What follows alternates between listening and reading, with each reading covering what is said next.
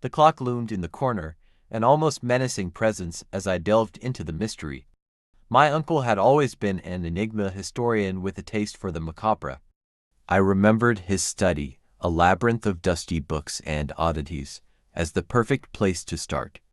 The name Evelyn felt distant, like an echo from another time. In his study, I unearthed an old photograph wedged between the pages of a journal.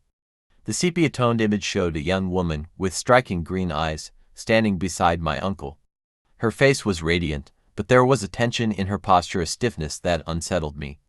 The back of the photograph was labeled with a name and date, Evelyn Hartley, October 17, 1982. I researched her name and discovered a grim tale. Evelyn had been a promising artist in her 20s, a free spirit known for her vivid landscapes. She vanished on October 17, 1982, last seen at a gallery event hosted by my uncle.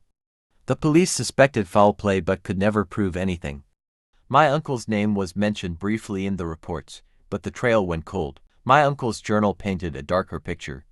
Among the mundane entries about his historical research were pages that spiraled into obsession. He described Evelyn as his muse, a beacon of inspiration he couldn't live without. But Evelyn's diary, tucked within the same trunk, revealed her perspective. She had grown wary of my uncle's intensity. Her final entry read, "I'm afraid of him. He's not who I thought he was. I need to leave after tonight." The clock chimed again as I read those words, sending shivers down my spine. This time, it chimed 7 times, then 5, a pattern. I realized it was Morse code, spelling out help. I couldn't ignore the pull any longer.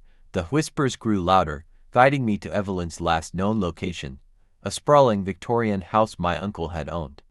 Abandoned for decades, it stood in eerie silence. The floorboards creaked beneath my feet as I explored. The house felt alive, as if it were holding its breath. In the basement, I found a rusted trunk. Inside was a blood-stained scarf, a lock of hair, and a ring engraved with Evelyn's initials.